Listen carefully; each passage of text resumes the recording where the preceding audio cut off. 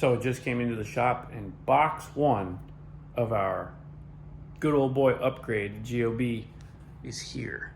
So I know you guys have been following the GOB, my faithful 7.3 Power Stroke truck. It's out there. And we've been doing a couple little things just to go a little bit quicker with it. We added the Hydra chip from 1023 diesel. We also have a full exhaust on it and an intake. So now the next step is to upgrade the turbo. So in this box is from KC Turbos. The guys at 1023 shot this out to me.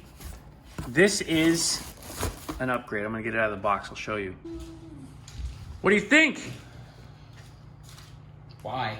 So this is the KC300X. This is an upgrade for the stock GTP 38 on the 7.3 Power Stroke diesels. Oh, you really wanted to lose that bad? You have to get a new turbo. There it is. That's it, children. That's right. That's right. So what we've got here is the stage 2 variant of this turbo. The stage 1 would be good for stock replacement with a little extra room, but this is the stage 2 because we're going to go a little bit further. And my plans for this thing are to be past that 400 mark. We get closer to that 500 horsepower mark. So you can see this awesome divided flange, V-band outlet. And what's cool too about this setup is, for those of you who have a stock turbo, you know what you're looking at. This gets rid of the exhaust back pressure valve. So it opens up this area. You don't have anything in the way. And then we're also we're waiting for the pedestal to come for it because this is a pedestal mounted turbo. And the pedestal has the exhaust back pressure valve deleted as well. Here's the inlet. You can see this replaces the factory one and connects to the intake. And this nice billet wastegate actuator as well, adjustable.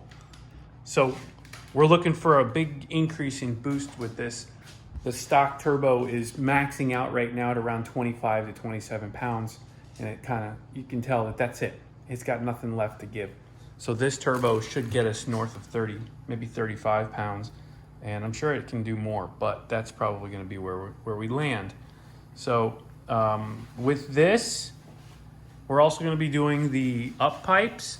We're gonna get rid of those stock up pipes, which are notorious for leaking, and mine actually are leaking. So that could be contributing to the lack of higher boost as well. But we're gonna get rid of those. We're gonna install the new up pipes. We're still waiting for that. So when everything gets here, we're gonna take it all over to the guys down the way here at Locks Diesel, and they're gonna help me out and put this stuff in. But really excited so far to see this. This turbo is a Borg-Warner variant. It's basically like a hybrid turbo in a sense, where they've taken the Borg-Warner design and they've applied it to that factory mount, factory Garrett rear.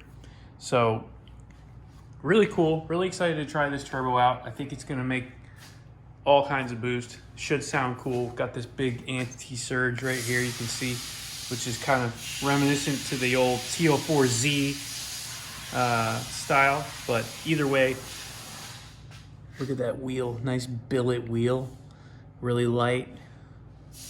That's gonna sound really good. And this is a journal bearing turbo also, so it's rebuildable. With today's technology, there's no super incredible benefit to running the ball bearing. So journal bearing, but really nicely designed.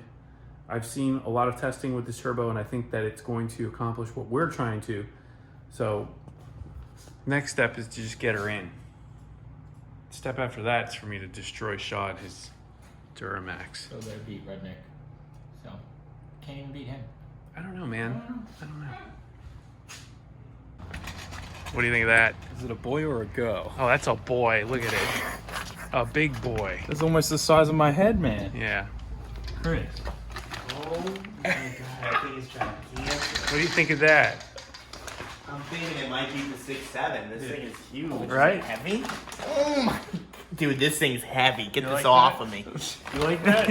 Yeah, pretty cool. How much was that sucker? Don't worry about it. Okay. Oh my god, the turbine wheel. Is It's that a massive, double right? V-band? Dude, the turbine wheel is Oh my huge. God. That turbine is almost as big as that T88 compressor wheel. It's such a monster. So that's going in, and that's coming for you, bud. You might win this time. All right. Variable vane? Is it variable vane? They don't do a variable vane for that old truck, So it's just but it's twin scroll, yeah. You're Should spool screwed. quick. I'm curious to see what this thing feels like after that. Me too. How big is the turbo in it? Half the size? Nah, well, I don't know. I have to take it out and take a look, but I know the inlet's much Are they smaller. hard to change on this? Not really. It should be about like a 3 or 4 hour affair. We'll see. Sean's gonna do it. Oh, nice. Yeah, locks DCE. Gonna hook it up. So I'm gonna change. I got a couple more parts too, bud. Oh my god. Yeah. It ain't over till it's over. Oh my god. Look at that, That huh? is crazy. That's a lot of meat Damn. and potatoes. That is crazy. I think what sucks though is that this thing's gonna be hidden. Dude, it's No, it's actually pretty up front on this setup. It's not that bad. We'll see. More to come. all the boost. All the boost. Why is this back here again? The trusty steed is alive again. Yeah, we Heck fixed it. Finally.